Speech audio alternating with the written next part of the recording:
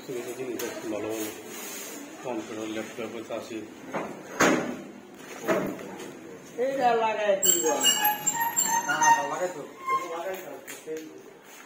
সাবেক ধর্মমন্ত্রী অধ্যক্ষ মতিউর রহমানের যে বাসা ছিল সে বাসায় কিন্তু আপনি দেখতে পাচ্ছেন এবং সেই বাসার দুর্বৃত্তরা কি করেছে আপনারা দেখতে পাচ্ছেন এবং সব কিছুই কিন্তু একদম তছনছ করে দিয়েছে। এখানে বলার মতো কিছুই নেই।